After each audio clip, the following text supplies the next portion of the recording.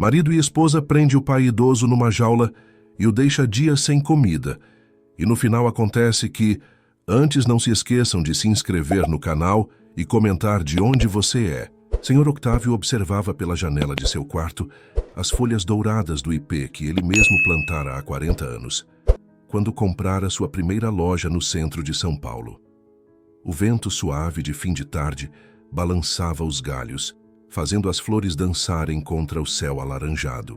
Seus olhos cansados, emoldurados por rugas profundas que contavam histórias de sorrisos e preocupações, refletiam uma mistura de melancolia e esperança. Aos 75 anos, após uma vida inteira dedicada ao comércio, construindo uma rede respeitável de lojas de materiais de construção, Octávio sentia o peso da solidão desde a partida de sua amada esposa, Marina, há 6 meses. O silêncio da casa grande ecoava memórias dos jantares em família, das risadas de Marina na cozinha, do aroma de café fresco nas manhãs de domingo. Agora, aquele mesmo silêncio parecia sussurrar que era hora de uma mudança. Sentado em sua poltrona preferida, segurava nas mãos trêmulas os documentos que transfeririam a administração de seus bens para Renato, seu único filho. A decisão não havia sido fácil, mas parecia natural. É hora de descansar, pensava, enquanto suas mãos acariciavam o papel timbrado do escritório de advocacia. Renato conhece o negócio, cresceu vendo como tudo funcionava, e Clarice, minha nora, sempre pareceu tão dedicada. No fundo de seu coração, uma pequena inquietação se agitava. Algo na forma como Renato vinha conduzindo as conversas sobre a transferência dos bens nos últimos meses o incomodava sutilmente. Os olhares trocados entre seu filho e Clarice, durante as reuniões familiares, carregavam um brilho que ele não conseguia decifrar completamente. Mas Octávio afastava esses pensamentos, atribuindo-os ao cansaço e à tristeza pela ausência de Marina.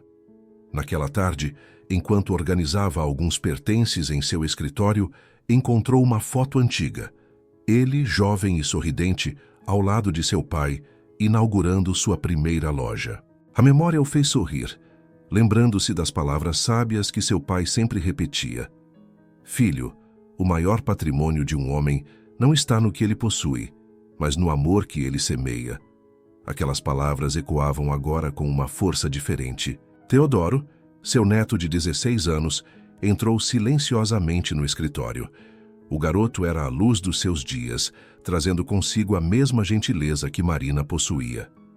Vô, está tudo bem? O senhor parece preocupado, perguntou o jovem, colocando a mão sobre o ombro do avô. Octávio sorriu, sentindo o calor daquele gesto sincero. Está sim, meu filho. Só estou pensando no futuro. O que senhor Octávio não sabia era que aquela tarde marcaria o início de uma jornada que testaria não apenas sua força, mas também sua fé na humanidade. As sombras que se projetavam no chão de seu escritório pareciam mais longas naquele dia, como um presságio silencioso do que estava por vir. Enquanto guardava a foto de volta na gaveta, seu coração batia com uma mistura de esperança e apreensão. Sem imaginar que sua decisão de confiar todo o seu patrimônio ao filho seria o primeiro passo em direção a um caminho de provações que mudaria para sempre sua vida e a de todos ao seu redor. As primeiras mudanças foram tão sutis que Sr. Octávio mal as percebeu. Como gotas de chuva que começam a cair uma a uma antes da tempestade, as transformações em sua vida aconteceram gradualmente. No início, eram pequenos detalhes. O jornal que não chegava mais em sua mesa do café da manhã, o motorista que subitamente precisou ser dispensado por contenção de despesas, o jardineiro que deixou de aparecer para cuidar do seu amado ipê. Sentado em sua varanda numa manhã de domingo, Octávio observava o movimento da rua quando Clarice apareceu, sua expressão sempre controlada, mas com um novo tom de autoridade na voz. Pai, achamos melhor o senhor não ficar muito tempo aqui fora. As pessoas podem falar, e o senhor sabe como são os vizinhos. A forma como ela pronunciou pai soava estranhamente artificial, como se a palavra fosse um peso em sua língua. As visitas dos amigos de longa data começaram a diminuir. Primeiro, foi seu Gabriel, dono da padaria, que ligou dizendo que Renato havia pedido para remarcar o tradicional jogo de dominó das quintas-feiras. Depois, seu Tiago, companheiro de xadrez há mais de 2 décadas, comentou que tinha sido informado que o senhor Octávio estava indisposto para receber visitas. Na cozinha, Graziele, a empregada que trabalhava há 15 anos na casa, começou a receber ordens estritas de Clarice sobre as refeições do idoso. Ele não precisa mais de tanto luxo, dizia a nora, determinando porções cada vez menores e mais simples. Os olhos de Graziele se enchiam de lágrimas silenciosas enquanto preparava as refeições básicas para aquele que sempre a tratara com tanto carinho e respeito. Uma tarde, quando Octávio decidiu dar uma volta até o banco para verificar suas economias, descobriu que sua conta havia sido encerrada. Todas as suas finanças agora são gerenciadas pelo seu filho, senhor Octávio, explicou a gerente com um olhar de genuína preocupação. Foi o que ficou determinado nos documentos de transferência. Em seu quarto, remexendo em antigas fotografias, Octávio encontrou uma imagem de Marina sorrindo em frente à primeira loja. Seus olhos se encheram de lágrimas enquanto sussurrava: "Marina, será que fiz a coisa certa? Será que nosso filho..." Mas não conseguiu completar a frase. O peso da dúvida e da solidão começava a se instalar em seu coração como um hóspede indesejado. Teodoro continuava sendo seu raio de luz. O neto aparecia sempre que podia, trazendo histórias da escola e compartilhando momentos de genuíno afeto. Mas até mesmo esses encontros começaram a ser monitorados. "Teodoro, você tem que estudar. Não pode ficar perdendo tempo com essas conversas", dizia Clarice, sua voz cortante como uma navalha. À noite, deitado em sua cama, senhor Octávio começou a notar como o silêncio da casa havia mudado. Não era mais o silêncio acolhedor de antes, mas um silêncio opressor, carregado de olhares atravessados e palavras não ditas. As paredes que antes guardavam memórias felizes pareciam agora testemunhas mudas de uma transformação que ele ainda não compreendia totalmente. Enquanto o sono não vinha, seus pensamentos vagavam entre memórias do passado e preocupações com o presente. O eco dos passos de Renato e Clarice pelos corredores da casa soava diferente agora, como se cada passada marcasse um novo território, redesenhando os limites de seu próprio lar. E assim, noite após noite, senhor Octávio começava a sentir que algo muito maior do que uma simples mudança administrativa estava acontecendo em sua vida. O dia em que senhor Octávio foi transferido para o quarto nos fundos da casa ficou marcado em sua memória como o momento em que compreendeu a real dimensão de sua situação. Não houve discussão ou aviso prévio. Apenas Renato aparecendo em sua porta numa manhã de quarta-feira, declarando que precisavam reorganizar os espaços da casa. O novo quarto era, na verdade, um antigo depósito adaptado às pressas. As paredes descascadas exalavam um cheiro de mofo que nenhuma janela aberta conseguia dissipar. O espaço mal comportava uma cama de solteiro e um guarda-roupa pequeno, muito diferente da suíte espaçosa onde dormira por décadas. Suas coleções de livros, os porta-retratos com memórias de toda uma vida, seus pertences pessoais, tudo foi relegado a caixas empilhadas no porão. "É temporário, pai", disse Renato, sem olhar diretamente nos olhos do idoso. "Precisamos reformar seu antigo quarto." Mas senhor Octávio percebeu a mentira na voz embargada do filho, no modo como suas mãos se mexiam nervosamente enquanto falava. Aquela não era a voz do menino que ele criara, que costumava correr pela casa pedindo colo. Era a voz de um estranho, alguém que ele não mais reconhecia. Graziele, testemunha silenciosa da mudança, tentava oferecer pequenos confortos. Travesseiro extra, uma manta mais quente, uma xícara de chá quente nas noites frias. Mas até mesmo essas gentilezas começaram a ser interceptadas por Clarice, que passou a monitorar cada movimento da empregada com olhos de águia. "Ele não precisa ser mimado", dizia, sua voz carregada de desprezo. "Já teve regalias demais na vida." As refeições, antes momentos de reunião familiar, tornaram-se solitárias. Um prato simples era deixado em seu quarto, muitas vezes já frio, como se fosse uma obrigação incômoda. Quando questionava sobre poder jantar à mesa com a família, Recebia respostas evasivas ou simplesmente o silêncio como resposta. Teodoro, em suas visitas cada vez mais raras e vigiadas, notava as mudanças no avô. Os olhos antes brilhantes estavam agora opacos, carregados de uma tristeza que palavras não podiam expressar. "Vô, o senhor está bem mesmo?" perguntava o jovem, sua voz tremendo de preocupação. Senhor Octávio apenas sorria, um sorriso fraco que não alcançava os olhos, e mudava de assunto. Uma noite, enquanto tentava dormir ao som da umidade gotejando nas paredes, Octávio ouviu uma discussão acalorada no andar de cima. A voz de Teodoro, geralmente tão contida, soava alterada. "Vocês não podem tratar o vô assim. Ele construiu tudo isso." O som de um tapa cortou o ar, seguido pelo silêncio pesado e passos apressados descendo a escada.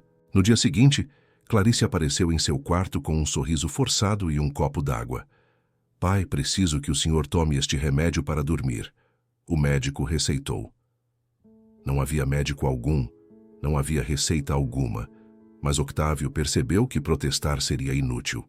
Enquanto engolia o comprimido, uma lágrima solitária escorreu por seu rosto enrugado. As noites se tornaram mais longas, embaladas por sonhos confusos, onde Marina aparecia, estendendo a mão e tentando alertá-lo sobre algo que ele não conseguia compreender. Durante o dia, as horas se arrastavam em um limbo de solidão e abandono. Seu mundo, antes tão vasto e cheio de vida, havia se reduzido àquele pequeno cômodo úmido, onde até mesmo suas memórias pareciam se desfazer como as manchas nas paredes. Em seus momentos de lucidez, Senhor Octávio se perguntava como tinha chegado àquela situação. Como seu próprio filho, aquele que ele criara com tanto amor e dedicação, podia tratá-lo dessa forma. A resposta para essas perguntas, ele descobriria em breve, seria ainda mais dolorosa do que sua atual realidade. A chegada do inverno trouxe consigo um frio que penetrava até os ossos de Senhor Octávio. No quarto úmido, as paredes pareciam sugar todo o calor de seu corpo frágil, enquanto o cobertor fino mal conseguia protegê-lo das noites geladas. Mas não era apenas o frio físico que o atormentava, era o gelo que se instalara nas relações familiares, a frieza calculada de cada interação com Renato e Clarice. Uma manhã, reunindo toda a sua coragem, decidiu confrontar o filho. Aproveitou o momento em que Renato atravessava o corredor para ir ao trabalho. "Filho, precisamos conversar", disse, sua voz tremendo levemente. "Por que estão me tratando assim? O que eu fiz de errado?" Renato parou, girou nos calcanhares e, pela primeira vez em semanas, olhou diretamente nos olhos do pai. "O senhor quer saber o que fez de errado?" A voz de Renato saiu como um sibilo amargo. Passou a vida inteira se gabando do seu império, do seu sucesso, enquanto eu era apenas o filho do grande senhor Octávio. Agora é minha vez de mostrar quem realmente manda nesta casa.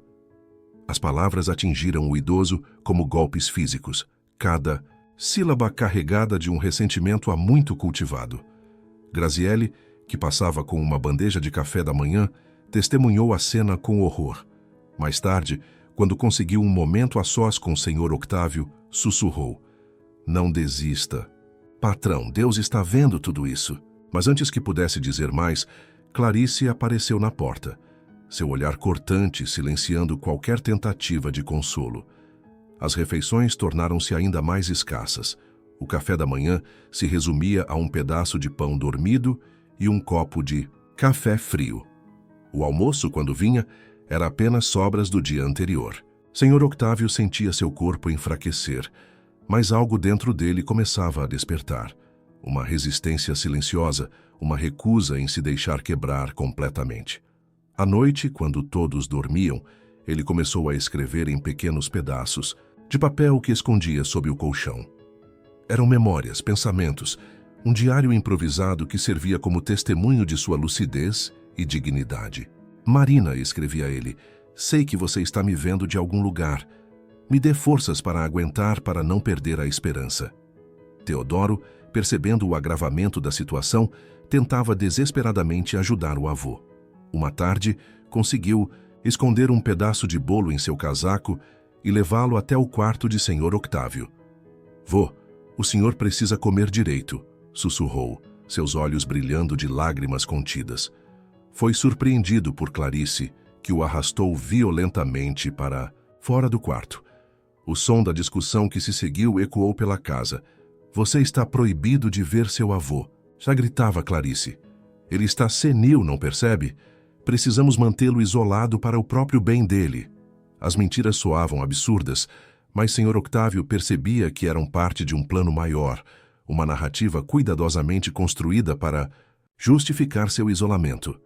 Em seus momentos de solidão, que agora eram quase constantes, Sr. Octávio se agarrava às memórias de tempos melhores.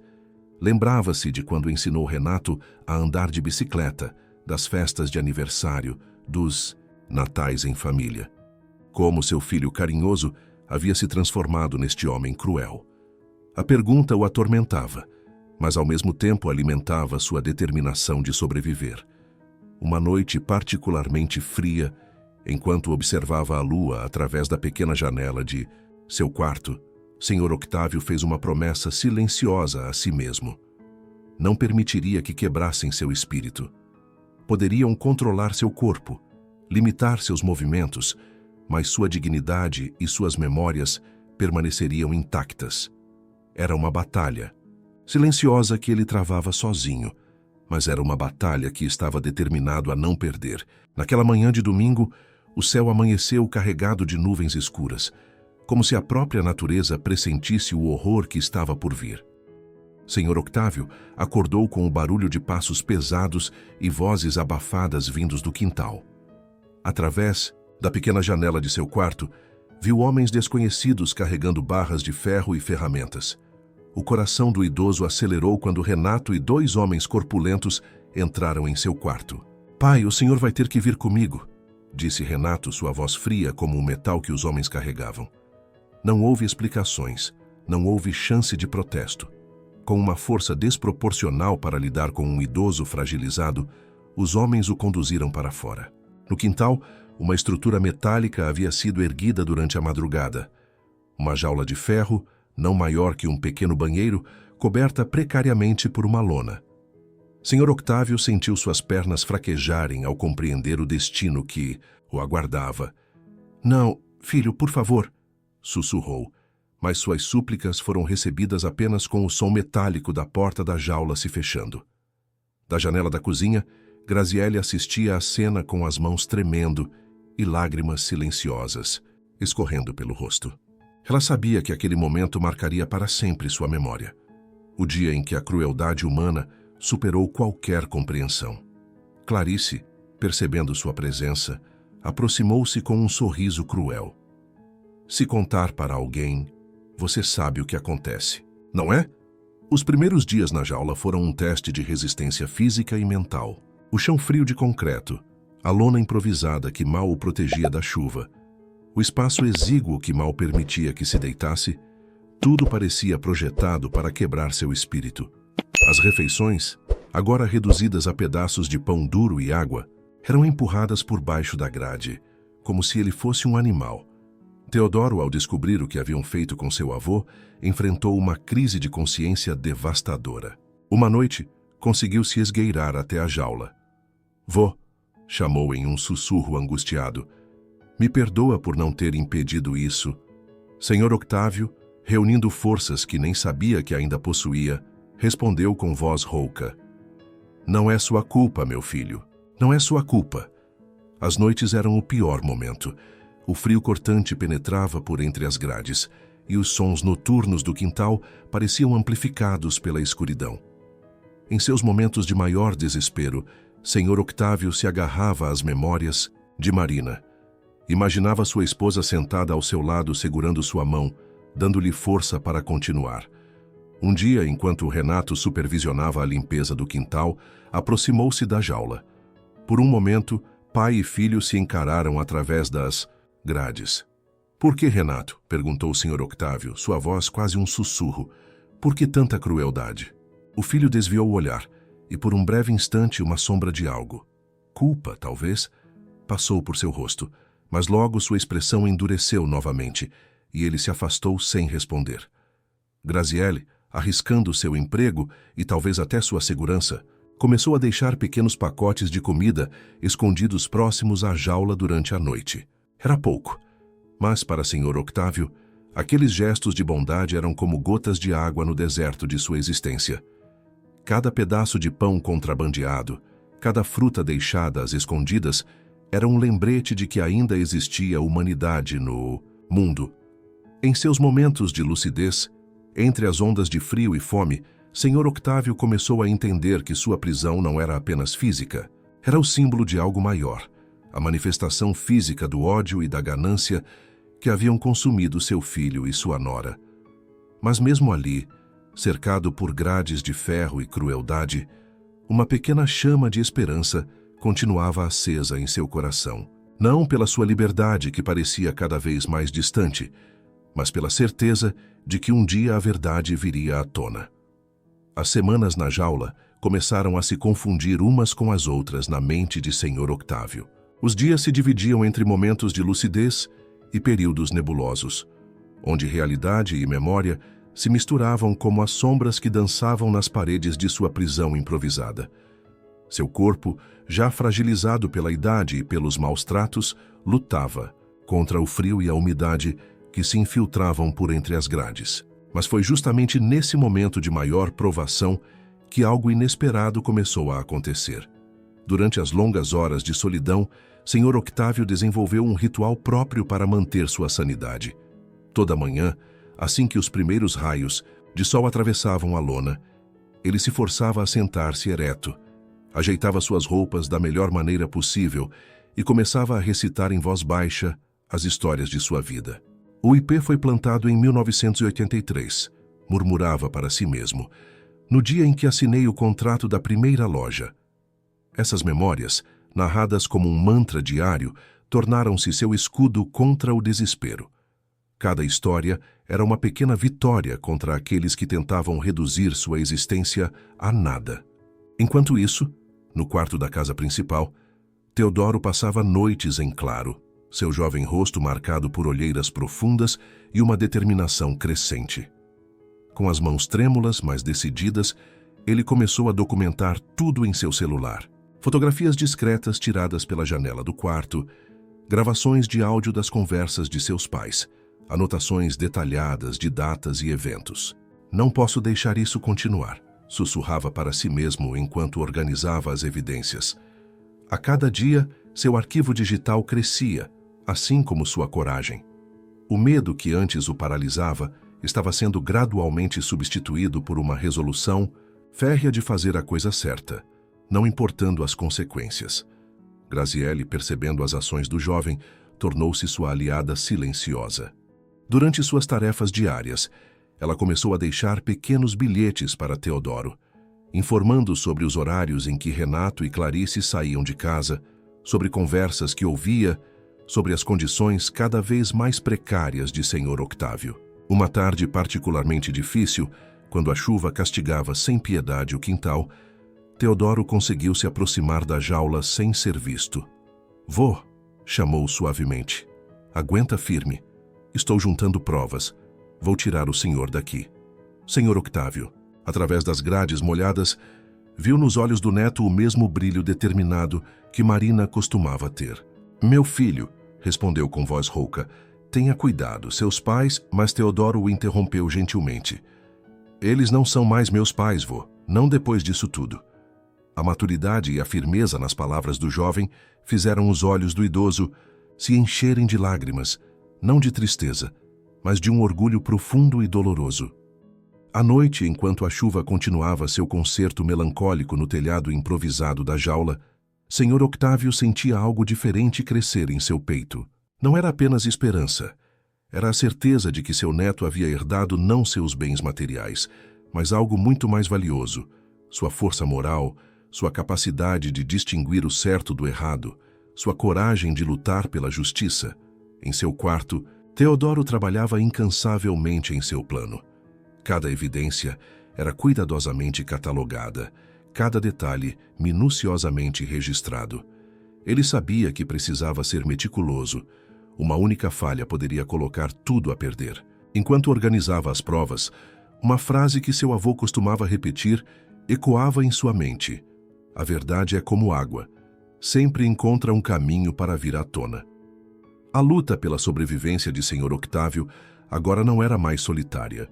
Em meio à escuridão de sua prisão, pequenas luzes de esperança começavam a brilhar. Na determinação de seu neto, na lealdade de Graziele, na força que descobria dentro de si mesmo.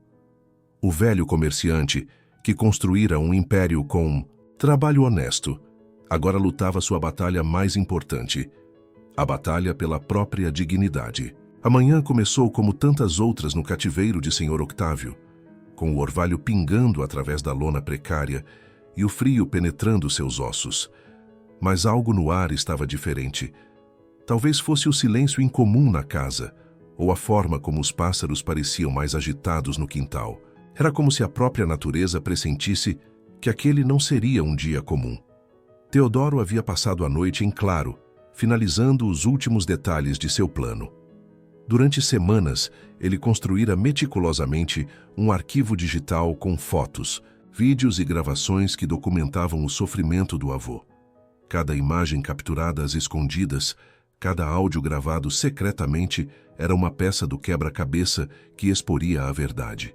Naquela manhã, enquanto Renato e Clarice tomavam café, discutindo seus planos para usar o dinheiro do império construído por Sr. Octávio, Teodoro colocou seu plano em ação.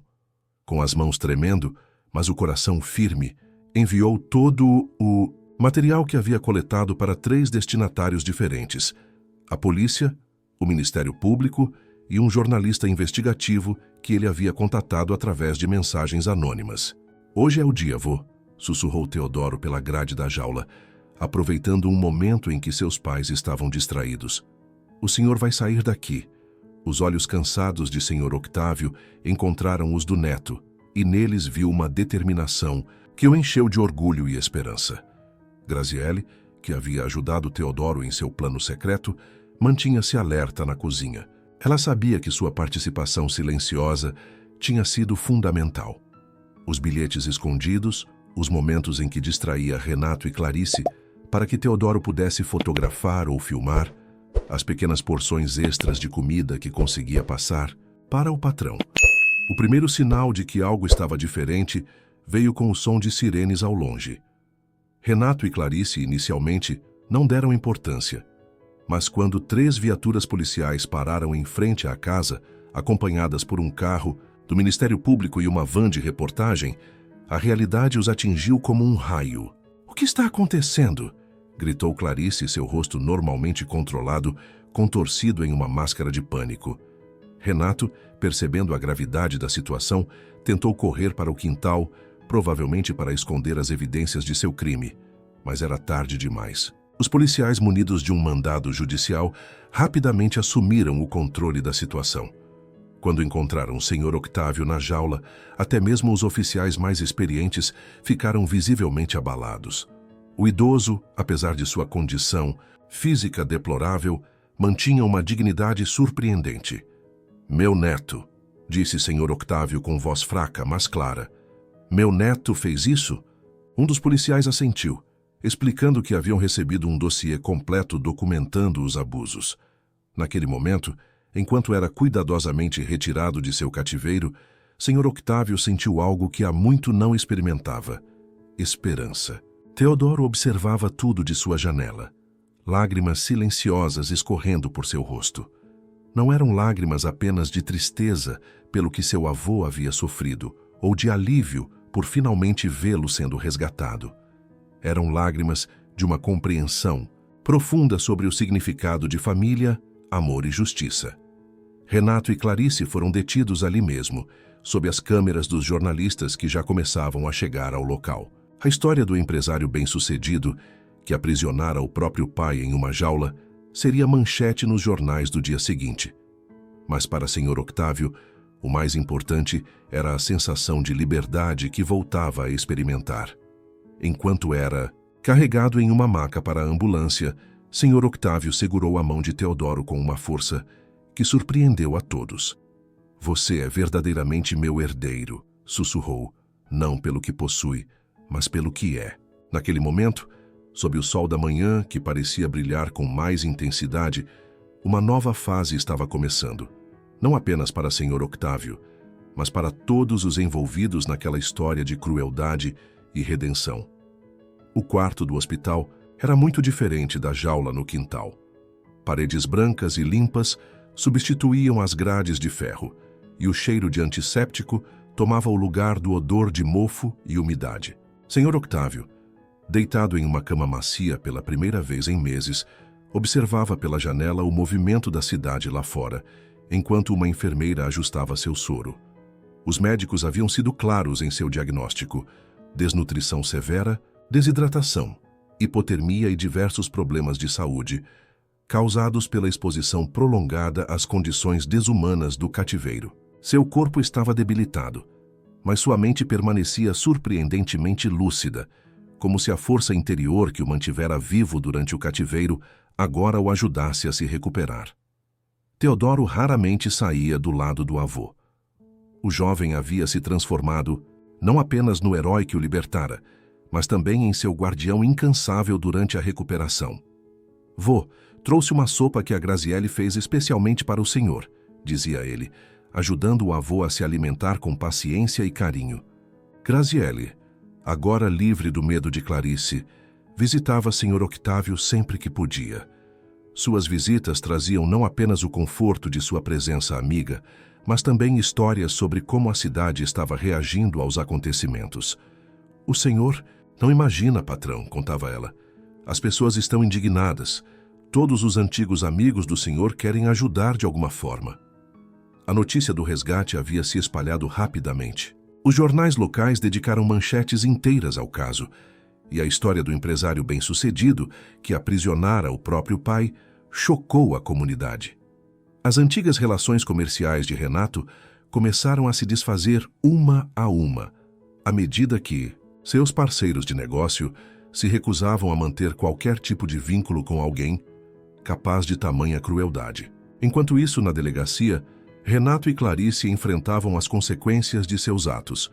O delegado responsável pelo caso ficou particularmente impressionado com a quantidade e qualidade das evidências reunidas por Teodoro. Em 20 anos de polícia, comentou ele com seus colegas, nunca vi um caso tão bem documentado por alguém tão jovem. As visitas ao hospital se multiplicavam. Seu Gabriel, o antigo amigo da padaria, trouxe os pães frescos que Sr. Octávio tanto apreciava. Seu Tiago apareceu com o tabuleiro de xadrez, prometendo que retomariam suas partidas assim que ele estivesse mais forte. Cada visita era um lembrete de que, apesar da traição de seu filho, ainda existiam pessoas que se importavam verdadeiramente com ele. Uma assistente social, Dona Marta, começou a acompanhar o caso de perto. Ela não apenas auxiliava nos aspectos práticos da recuperação de Sr. Octávio, mas também ajudava Teodoro a lidar com a nova realidade.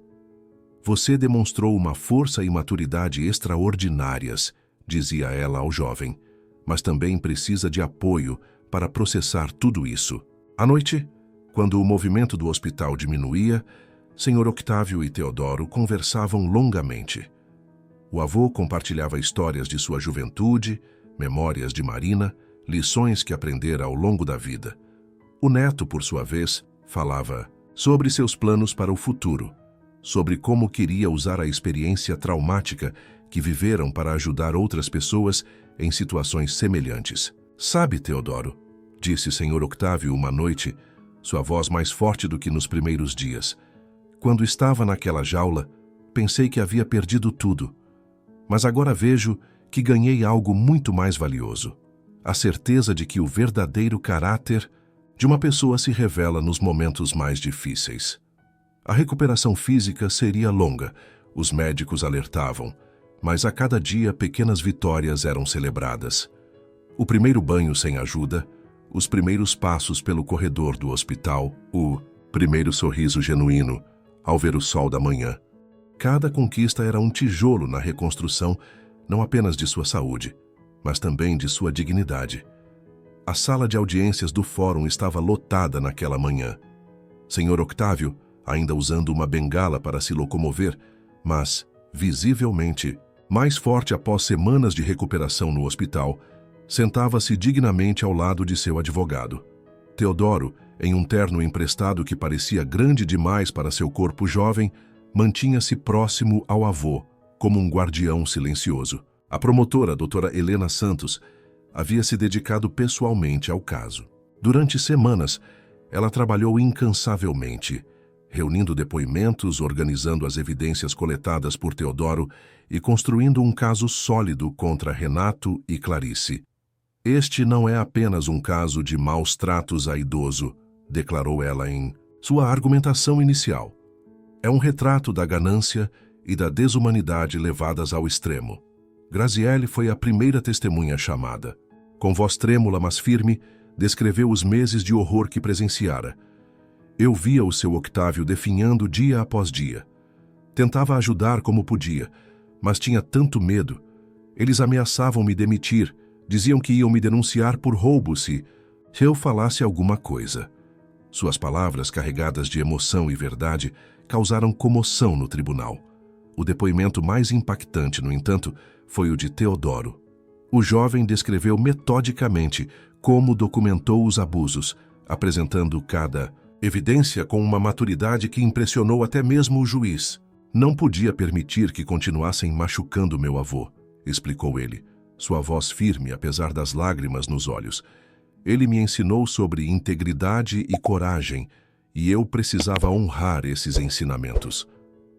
Durante o intervalo da audiência, no corredor do fórum, seu Gabriel e seu Tiago conversavam com outros comerciantes do bairro. A comunidade, que antes se mantivera em silêncio, agora se mobilizava. Organizavam um fundo para ajudar na recuperação de Sr. Octávio e planejavam ações para conscientizar sobre o abuso contra idosos. Renato e Clarice, sentados do outro lado da sala, pareciam sombras do que foram um dia. O poder e a arrogância que antes os caracterizavam haviam sido substituídos por uma expressão de derrota. Quando chegou o momento de apresentarem sua defesa, suas justificativas soaram vazias e patéticas. Só queríamos protegê-lo, tentou argumentar Clarice, mas suas palavras foram recebidas com murmúrios de indignação da plateia. À tarde, Dona Marta, a assistente social, apresentou um relatório detalhado sobre o impacto psicológico e físico dos abusos sofridos por Sr. Octávio. Apesar do trauma significativo, concluiu ela, o que me impressiona é sua capacidade de resiliência e sua disposição para se recuperar. É um testemunho do poder do espírito humano. Durante um momento particularmente tenso do julgamento, quando foram apresentadas as fotografias da jaula, Sr. Octávio sentiu a mão de Teodoro apertar a sua. Naquele gesto simples, havia mais que conforto. Havia uma promessa silenciosa de que os dias de sofrimento haviam ficado para trás, que um novo capítulo estava sendo escrito. O juiz Dr. Marcos Almeida ouvia cada testemunho com atenção meticulosa. Suas anotações eram constantes e suas perguntas, precisas e incisivas, demonstravam que compreendia a gravidade do caso. A cada nova evidência apresentada, a expressão em seu rosto se tornava mais grave. Ao final daquele primeiro dia de audiência, enquanto deixavam o fórum, Sr. Octávio parou por um momento nos degraus da entrada. O sol da tarde banhava seu rosto com uma luz dourada, e pela primeira vez em muito tempo, ele sentiu que a justiça não era apenas uma palavra vazia, era uma força real, movida pela coragem daqueles que escolhem fazer o que é certo. Vô, o senhor está bem? Perguntou Teodoro, notando a pausa do avô. Sr. Octávio sorriu, um sorriso sereno que chegava aos seus olhos. Estou, meu filho. Pela primeira vez em muito tempo, estou verdadeiramente bem. E juntos, avô e neto caminharam em direção ao carro, onde Graziele os esperava para levá-los para casa. Não a antiga mansão das memórias dolorosas, mas o novo apartamento onde começavam a reconstruir suas vidas. A segunda semana do julgamento trouxe revelações que ninguém esperava. Durante seu depoimento, pressionada pelo questionamento incisivo da promotora, Clarice começou a mostrar rachaduras em sua fachada de frieza. Eu também já fui vítima, disse ela, sua voz quebrando. Cresci vendo meu pai fazer coisas terríveis com minha mãe. Aprendi que poder significa controle, que amor é fraqueza. Sentado na galeria, Sr. Octávio ouviu aquela confissão com um misto de horror e compaixão. Não que isso justificasse as ações do casal, mas ajudava a compreender a origem daquela crueldade. Teodoro, ao seu lado, apertou sua mão em silêncio, ambos processando o peso daquela revelação. Enquanto o julgamento prosseguia, algo inesperado começava a acontecer na cidade. A história de Sr. Octávio havia tocado um nervo sensível na comunidade. Dona Marta, a assistente social, começou a receber cada vez mais denúncias de outros casos de abuso contra idosos. Seu caso deu coragem para outras pessoas falarem, explicou ela durante um café com o Sr. Octávio e Teodoro. Foi durante uma dessas conversas que surgiu a ideia do projeto. Teodoro, inspirado por sua experiência em documentar os abusos sofridos pelo avô, propôs criar um aplicativo que ajudasse a identificar e denunciar casos de violência contra idosos. Podemos usar a tecnologia para proteger as pessoas, explicou ele, seus olhos brilhando com entusiasmo. Sr. Octávio, recuperando não apenas sua saúde, mas também seu espírito empreendedor, viu potencial na ideia do neto. Com a ajuda de seu Gabriel, que conhecia muita gente na prefeitura, conseguiram marcar uma reunião com o Conselho Municipal do Idoso. A proposta foi recebida com entusiasmo e logo uma equipe multidisciplinar estava se formando. Graziele, que sempre sonhara em fazer algo além do trabalho doméstico, se ofereceu para ajudar na parte administrativa do projeto. Quero que outras empregadas saibam que podem e devem denunciar quando virem algo errado, declarou ela com uma confiança que surpreendeu a todos. O projeto começou a tomar forma no mesmo ritmo em que o julgamento se aproximava de seu fim. Enquanto advogados apresentavam suas alegações finais, Teodoro trabalhava com programadores voluntários no desenvolvimento do aplicativo. Sr. Octávio, por sua vez, usava sua experiência em negócios para estruturar a parte organizacional da iniciativa. Uma tarde, após mais uma sessão do julgamento, Sr. Octávio encontrou Renato no corredor do fórum. Foi um momento tenso, carregado de emoções não ditas. Seu filho, agora uma sombra do homem arrogante que fora, tentou dizer algo, mas as palavras não saíram. Sr. Octávio apenas assentiu e seguiu seu caminho, carregando consigo a compreensão de que algumas feridas são profundas demais para serem curadas com palavras. O projeto, que acabou sendo batizado de Guardiões da Dignidade, começou a ganhar apoio de diversos setores da sociedade. Empresários locais, impressionados com a iniciativa, ofereceram suporte financeiro. Profissionais de saúde se voluntariaram para dar palestras e treinamentos. A pequena semente de esperança, plantada em meio à dor, começava a florescer. Uma noite, enquanto revisavam alguns documentos do projeto em seu novo apartamento, Teodoro encontrou seu avô contemplando a cidade pela janela.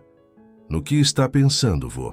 perguntou ele, colocando uma xícara de chá ao lado do idoso. Sr. Octávio sorriu, aquele sorriso sereno que havia voltado ao seu rosto nos últimos meses. "Estou pensando em como às vezes precisamos passar pelo pior para encontrar o melhor em nós mesmos", respondeu ele, seus olhos brilhando com uma sabedoria renovada. "Olha só quantas coisas boas estão nascendo de toda essa dor." E era verdade. O horror que haviam vivido estava se transformando em algo maior que eles mesmos. Cada nova pessoa que se juntava ao projeto, cada idoso que encontrava coragem para denunciar abusos, cada voluntário que oferecia seu tempo e conhecimento, todos eram parte de uma onda de mudança que começara com a coragem de um neto que se recusou a ficar em silêncio diante da injustiça. O dia da sentença chegou com uma solenidade que pesava no ar do tribunal. A sala estava ainda mais cheia que nos dias anteriores. Moradores da cidade, jornalistas e até mesmo pessoas de municípios vizinhos se apertavam nos bancos de madeira, todos aguardando o desfecho daquele caso que havia capturado a atenção de tantos. Sr. Octávio, vestindo um terno azul marinho que Teodoro havia insistido em comprar especialmente para aquele dia, sentava-se ereto, suas mãos repousando serenamente sobre a bengala. Ao seu lado, Teodoro ajustava nervosamente a gravata, não pelo resultado do julgamento, que parecia óbvio dados os elementos probatórios, mas pelo peso do momento. O juiz Marcos Almeida entrou na sala e o silêncio foi imediato. Seu rosto austero não revelava nada enquanto se ajeitava em sua cadeira. Começou a ler a sentença com voz clara e firme, detalhando cada aspecto do caso, cada evidência considerada, cada agravante e atenuante. Diante dos fatos apresentados e comprovados, sua voz ecoou pela sala. Este juízo considera Renato Silva e Clarice Silva culpados das acusações de cárcere privado, maus tratos à pessoa idosa, apropriação indébita e abuso psicológico. A sentença era pesada. Anos de prisão em regime fechado, além da obrigação de ressarcimento material e moral. Enquanto o juiz continuava a leitura, detalhando as penas, Sr. Octávio observava seu filho e sua nora. Renato mantinha os olhos fixos no chão, enquanto Clarice chorava silenciosamente. Não havia satisfação em vê-los assim, apenas uma profunda tristeza pelo que poderia ter sido e não foi. Após o término da sessão, ainda nas escadas do fórum, uma pequena multidão se formou ao redor de Sr. Octávio e Teodoro. Eram principalmente idosos e seus familiares, muitos segurando folders do projeto Guardiões da Dignidade. Uma senhora se aproximou timidamente. "Seu Octávio", disse ela com voz embargada, "graças ao seu caso e ao aplicativo do seu neto, consegui ajudar minha vizinha que estava sendo maltratada pela família. O senhor não imagina quantas vidas estão sendo salvas. O projeto havia crescido exponencialmente nas últimas semanas. O aplicativo, desenvolvido por Teodoro e sua equipe de voluntários, já contava com milhares de downloads. Além das denúncias, oferecia informações sobre direitos dos idosos, contatos de órgãos de proteção e um sistema de alerta para casos emergenciais. Graziele, que agora coordenava um grupo de apoio para cuidadores e empregados domésticos, aproximou-se com um sorriso orgulhoso. "Patrão, precisamos correr. Tem uma reunião com a Secretaria de Assistência Social em meia hora. Eles querem expandir o projeto para outras cidades." No caminho para a reunião, Sr. Octávio e Teodoro pararam em uma pequena praça.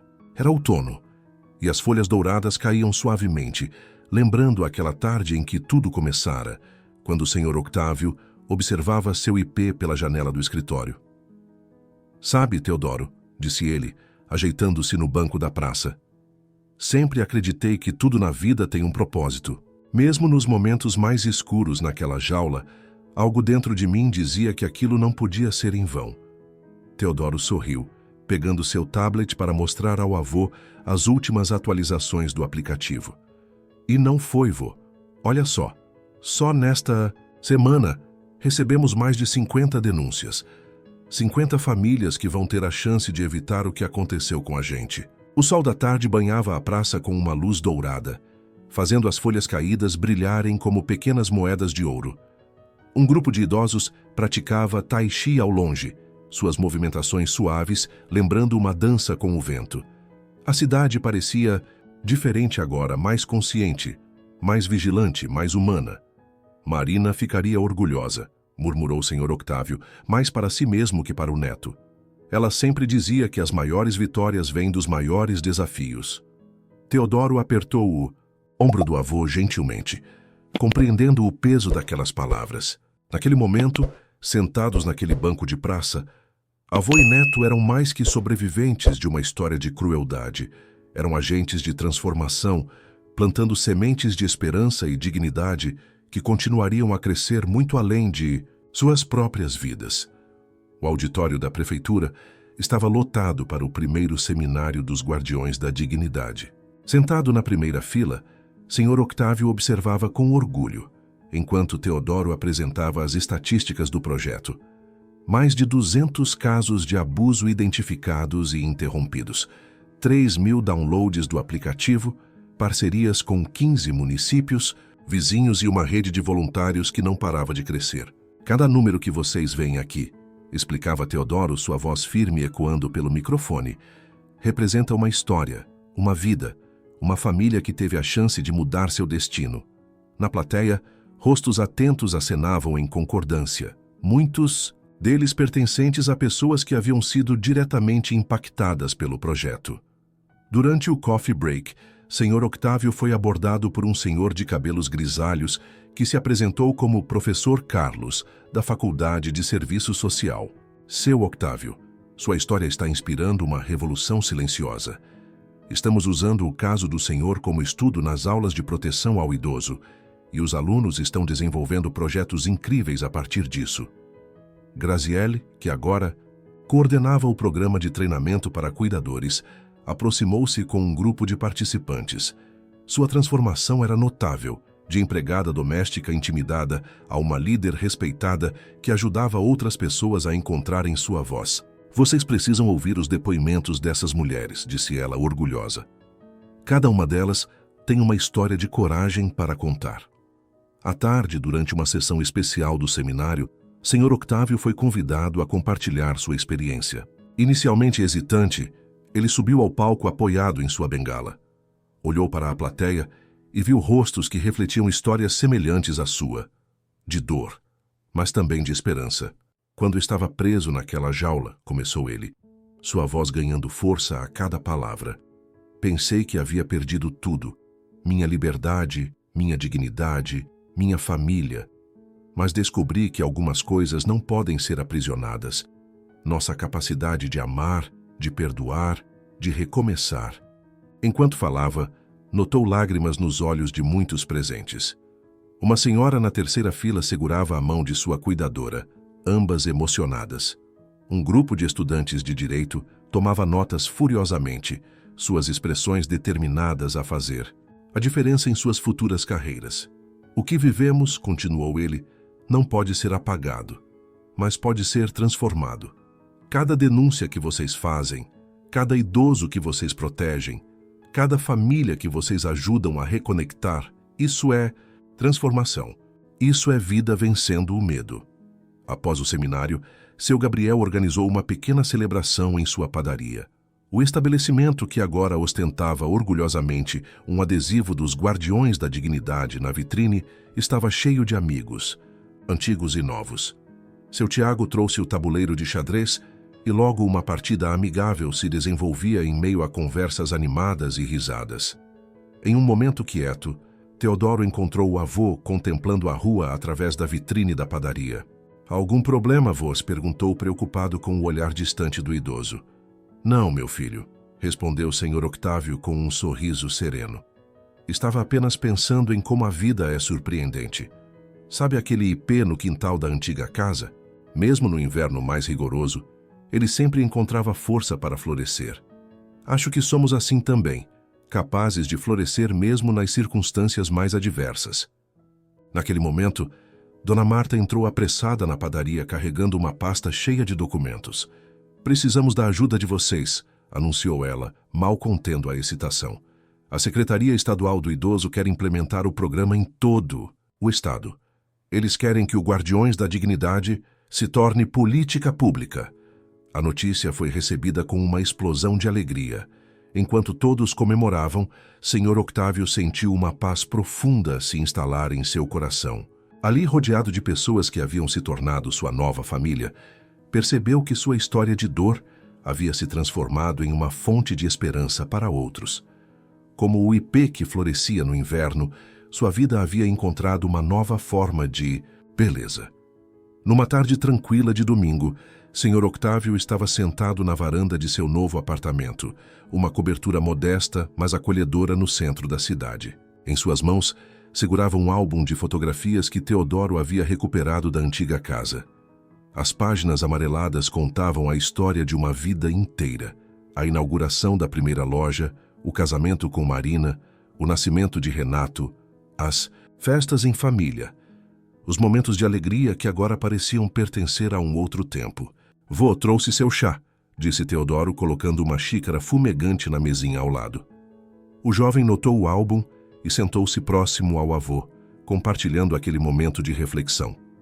Sabe, Teodoro, começou o senhor Octávio, sua voz carregada, de emoção contida.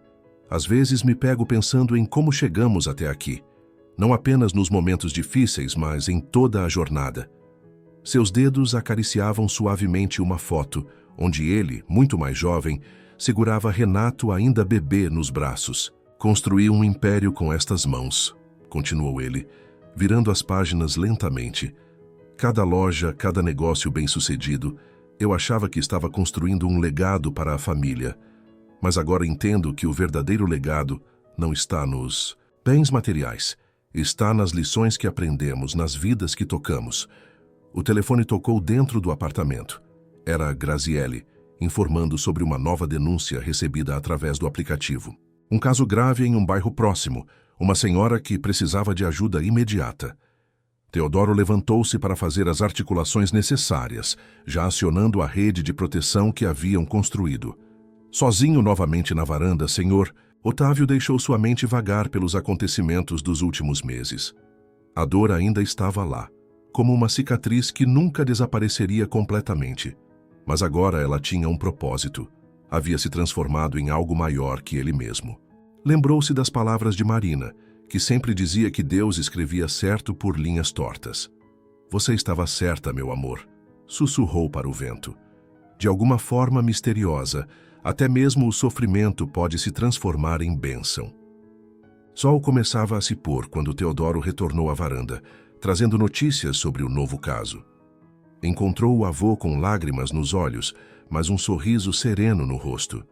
Está tudo bem, vô? Perguntou, preocupado. Está sim, meu filho, respondeu o Sr. Octávio, fechando suavemente o álbum de fotografias. Sabe, passei tanto tempo me perguntando onde havia errado com Renato, o que poderia ter feito diferente. Mas agora entendo que algumas perguntas não têm resposta. O importante é o que fazemos com nossa dor. Levantou-se com cuidado, apoiando-se em sua bengala, e caminhou até a borda da varanda. A cidade se estendia à sua frente, viva e pulsante, cheia de histórias semelhantes à sua. Algumas ainda escondidas nas sombras, outras começando a encontrar luz graças ao trabalho dos guardiões da dignidade. Quando estava naquela jaula, continuou ele, sua voz firme apesar da emoção, pensei que fosse o fim, mas era apenas o começo de algo muito maior. Cada pessoa que ajudamos hoje, cada família que consegue evitar uma tragédia, cada idoso que recupera sua dignidade, isso dá sentido a tudo que passamos. Teodoro observava o avô com admiração.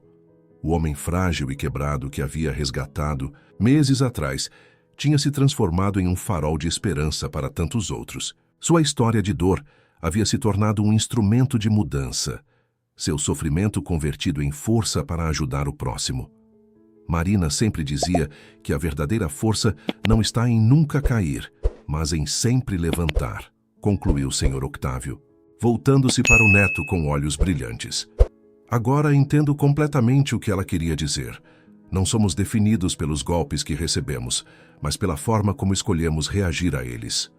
O céu se tingia de tons alaranjados, e uma brisa suave carregava o perfume das flores do jardim da cobertura. Naquele momento de paz, avô e neto compartilhavam mais que laços de sangue. Compartilhavam a certeza de que haviam encontrado seu verdadeiro propósito na vida. Era dia de inauguração do Centro de Apoio aos Idosos Marina Silva, um sonho, que havia começado nas horas mais escuras do cativeiro e agora se materializava em um prédio acolhedor no coração da cidade. Sr. Octávio, vestido em seu terno favorito e com um sorriso sereno no rosto, cortava a fita inaugural ao lado de Teodoro. O centro era mais que um simples local de acolhimento. Era um símbolo de transformação. No térreo, uma equipe multidisciplinar coordenada por Dona Marta oferecia atendimento jurídico e psicológico. No primeiro andar, Graziele comandava um programa de capacitação para cuidadores. O segundo andar abrigava a Central dos Guardiões da Dignidade, onde voluntários monitoravam as denúncias recebidas pelo aplicativo e coordenavam ações de resposta rápida.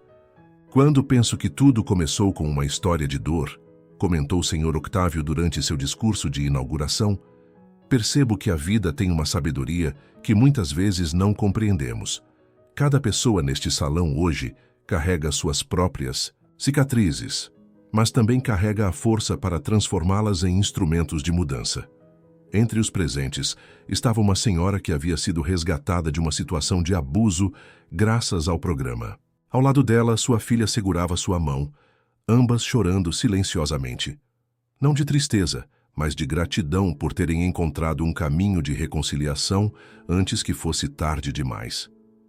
Seu Gabriel, que agora coordenava uma rede de comerciantes comprometidos com a causa, organizou um café especial para a ocasião. Seu Tiago trouxe um presente especial, um tabuleiro de xadrez entalhado à mão, que seria usado na sala de convivência do centro, para que outros possam compartilhar momentos de amizade, como nós sempre fizemos, explicou ele emocionado. No final da tarde, enquanto os convidados circulavam pelo centro, Teodoro encontrou seu avô sentado no jardim da cobertura, um espaço especialmente projetado para momentos de reflexão e paz. Um pequeno ipê, mudas do antigo, havia sido plantado ali, um símbolo de renovação e esperança. Sabe, Teodoro, disse Sr. Octávio, observando o céu que começava a se tingir de dourado, sua avó sempre dizia que as maiores bênçãos às vezes vêm disfarçadas de desafios. Na época eu não entendia completamente o que ela queria dizer. Agora entendo.